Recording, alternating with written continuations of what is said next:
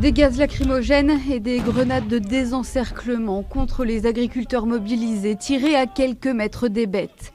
Hier soir dans l'Ariège, des heurts ont éclaté entre éleveurs et forces de l'ordre.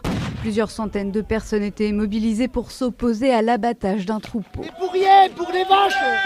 On est fous dans ce pays. On vous nourrit, on vous nourrit. On vous nourrit. Regardez ce qu'ils nous font. On va abattre 208 bêtes demain matin. On anéantit 2 familles. 40 ans de génétique. Sur place, les interviews de nos journalistes sont perturbées par les gaz lacrymogènes. Les cris de révolte des agriculteurs sont étouffés par la toux. Dans cette ferme de l'Ariège, plus de 200 vaches vont être abattues aujourd'hui alors qu'une seule a été touchée par la dermatose modulaire. C'est dingue. Il va y avoir beaucoup de choses. Aussi bien des points de blocage que des actions coup de poing, c'est évident. On vit de la terre, on vit d'un terroir, on n'a pas le choix. Il faut rester, il faut résister. Sur le chemin qui mène à la ferme, les manifestants ont installé des barrages pour empêcher les forces de l'ordre de passer.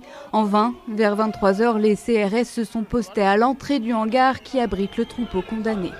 Chaque éleveur redoute désormais cette situation. Interviewé plus tôt dans la journée, cet agriculteur déplore des mesures trop drastiques. C'est 0,5% de mortalité sur l'ensemble d'un cheptel, donc c'est rien. J'ai envie de dire à tous les agriculteurs, vous avez une bête malade, mais surtout n'en parlez pas.